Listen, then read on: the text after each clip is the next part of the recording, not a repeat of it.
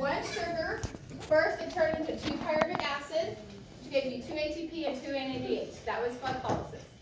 In that preparatory step, you grab off a carbon, so now you're left with 2-acetyl-CoA, make another 2 NADH. Then you move into the mitochondria if you're eukaryote. You burn your acetyl-CoA all the way to carbon dioxide, make a whole lot of NADH and FADH and a little bit of ATP. Then those NADH and FADH go to the electron transport chain. They pass their electrons down. You end up with a lot of hydrogens outside, not a lot inside, so you have a gradient. Those hydrogens come back in through ATP synthase. ATP synthase is excited, spins around, makes ATP. Each NADH gave you 3 ATP, each FADH2 gave you 2 ATP. Okay? So that is what you need to know about how sugar turns into energy. Okay? Watch a video just in case you need a video. So we're going to do why not?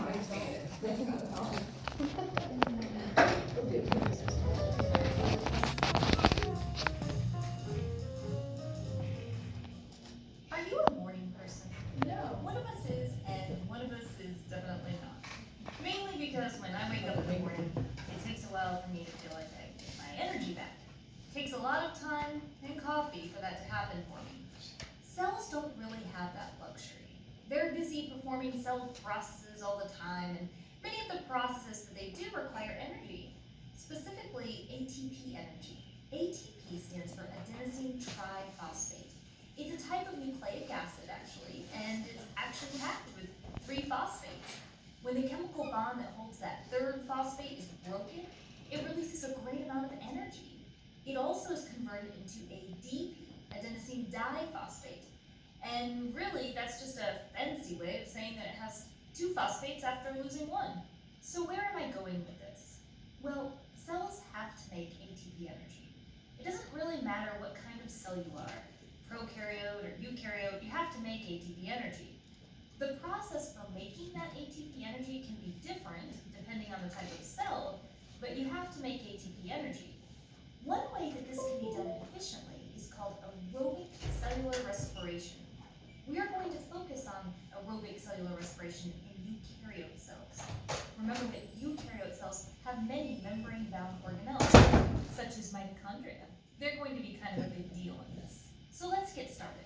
Remember, we are trying to make ATP energy. Let's take a look at this formula. Remember that reactants, the inputs, are on the left side of the arrow, and products, the outputs, are on the right side of the arrow. This formula, by the way, looks remarkably similar to photosynthesis. I mean, just look how the reactants and the products just seem to be on different sides. This isn't really a coincidence. See, in photosynthesis, organisms like plants and some types of protists, for example, they make glucose. Notice how glucose is a product. But in cellular respiration, we break the glucose. Notice how glucose is a reactant in order to make ATP energy. So photosynthesis makes glucose, and cellular respiration, it breaks glucose. Kind of cool. Now, photosynthetic organisms, they have the best of both worlds because really, they don't just get to do photosynthesis to make their glucose, they also get to do cellular respiration to break their glucose. I say that's pretty great because glucose is the starter molecule in cellular respiration, and it's needed in order to get all of this going. So if you aren't photosynthetic, like a human or an amoeba, you have to find a food source to get your glucose. Now, cellular respiration involves 3 major steps. We are going to assume that we are starting with 1 glucose molecule so that you can see what is produced from this 1 glucose molecule. Now, we're going to start with the first thing. Number 1, glycolysis. This first step takes place in the cytoplasm, and this step does not require any oxygen. Glucose, which is the sugar from the formula, is converted into a more usable form called pyruvate. It takes a little bit of ATP energy itself to get this process started. The net yield from this step is approximately 2 ATP molecules and 2 NADH molecules. What is NADH? Well, NADH is a coenzyme, and it has the ability to transfer electrons, which will be very useful in making even more ATP later on. We'll get to that in just a little bit. Okay, number 2 is the Krebs cycle. This is also called the citric acid cycle. We are now involved in the mitochondria, and this step requires oxygen. The pyruvate that was made before, it's now converted and it will be oxidized. Carbon dioxide, CO2, is produced, and we produce 2 ATP, 6 NADH, and 2 FADH. FADH is also a coenzyme, like the NADH, and it will also assist in transferring electrons to make even more ATP.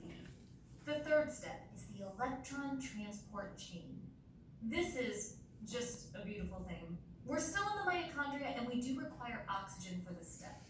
This is a very complicated process and we are greatly simplifying it and saying that electrons are transferred from the NADH and the FADH to several electron carriers, and they're used to create a proton gradient. The protons are used to power this amazing enzyme called ATP synthase. Really, if I could be any enzyme, I'd be ATP synthase, because this enzyme takes phosphates and adds them to ADP. And if you add one phosphate to ADP, you make ATP. So that's what ATP synthase does. It makes ATP, and it makes the ATP by adding those phosphates. Now oxygen is the final acceptor of these electrons, and when you have an oxygen molecule combining with 2 protons, you get H2O, which is water. So water is a product as well. The electron transport chain produces a lot of ATP compared to the other 2 steps. It's all because of that ATP synthase. There isn't an exact number on this. Many textbooks will say that this step makes 34 ATP, meaning that the net amount of ATP when you added all 3 steps would be 38 ATP. But you need to understand that this is a perfect case scenario. And in general, you can't really expect that much ATP made each time. Now, if we look at our formula again, we can see how the glucose and the oxygen on the reactant side were used to produce carbon dioxide, a waste product, water, which was a waste product, and ATP energy. ATP energy was our goal.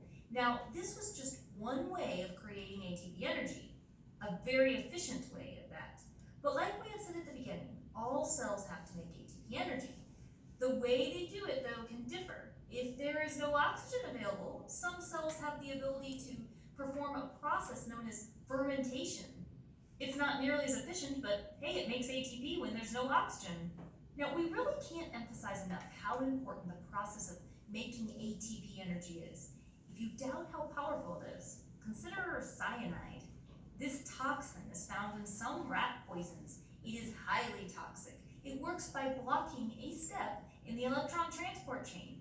And without being able to continue the electron transport chain, cells can't produce their ATP. And this poison is deadly in a very short time frame. There is also a demand for increased research on various mitochondrial disorders. Mitochondria are so essential for ATP production in humans that many mitochondrial disorders can be deadly. We are confident that the understanding of how to treat these disorders will continue to improve as more people, like you, ask the questions. Well, that's it for the Amoeba Sisters, and we remind you to stay curious.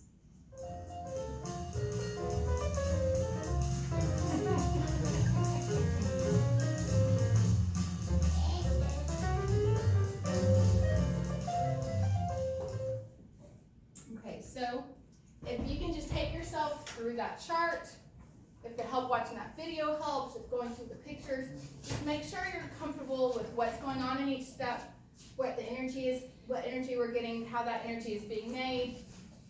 You don't have to memorize enzymes, you don't have to know the parts of the electron transport chain, you just need to know how it's working, okay? Okay, so we talked about the electron transport chain, that final electron acceptor, so those golf balls pass through the electron transport chain, and then Jeremy came and took them. Oxygen took those last ones. So oxygen is the final electron transport chain. That's called aerobic respiration. When we're working with oxygen, it's aerobic. And aerobe is going to be an organism that uses oxygen. So we have to breathe in oxygen to keep that electron transport chain moving. Some organisms don't use oxygen. They can go through the electron transport chain without oxygen. They're going to have something else be that final electron acceptor. It's not going to give as much energy because oxygen is just the best. Okay, so it might give you a little bit less ATP, but you're still gonna let Krebs cycle and electron transfer chains keep running, okay? So these are gonna be anaerobes, organisms that go through fermentation, or organisms that go through the whole respiration without having to use oxygen, okay? So aerobes use oxygen, anaerobes don't use oxygen. Anaerobes sometimes are even killed by oxygen. Let's see if we're gonna talk about it. We'll talk about how oxygen kills things in a minute then. So aerobic respiration gives you 36 ATPs in eukaryotes, because it took 2 ATP to move those acetyl-CoAs into the mitochondria. You make 38 ATPs in prokaryotes because there's no step with the mitochondria. So glycolysis gave you 2 ATP by substrate level phosphorylation. It gave you 2 NADH, which went and made 6 ATP by oxidative phosphorylation. So oxidative phosphorylation means what? What is oxidative phosphorylation? Has something to do with the electron. Okay, the electron transport chain. So there's NADH made 6 ATP from the electron transport chain. Your intermediate step, that Krebs step, didn't make you any ATP, but it did make you NADH, which went and made 6 ATP in the electron transport chain. Your Krebs cycle made 2 ATPs and made 6 NADH, which turned into ATP, 18 ATP in the electron transport chain, 2 FADH, which turned into 4 ATP in the oxidative in the electron transport chain. So altogether, that's that 38 ATP in a prokaryote. You don't have to memorize that chart. Do memorize that chart when you're on the board though. So anaerobic respiration, instead of oxygen, you might use one of these as the final electron acceptor. You don't have to memorize that, but they're not oxygen. Something else, not oxygen. They're gonna grow slower because it just doesn't, it's not quite as good.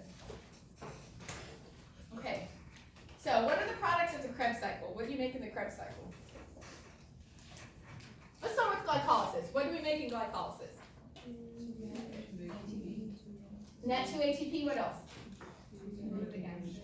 2 pyruvic acid. Glucose split into 2 pyruvic acid. We make 2 ATP, and what else did we make? 2 NADH. Okay, then that preparatory step. What happened in the preparatory step? Your 2 pyruvic acid turned into what? 2 acetyl-CoA. And then what kind of energy did we make? 2 NADH. Okay, then the Krebs cycle, we start with 2 acetyl-CoA, and what do they turn into? Carbon dioxide. It just you're breathing that out as carbon dioxide. And then what kind of energy are we making? 6 NADH, 2 FADH2, and 2 ATP. Okay? Then all that NADH, FADH2 is going to the electron transport chain, pass the electrons down, pump hydrogen out, you make a gradient, hydrogen comes back in through ATP synthase and makes ATP.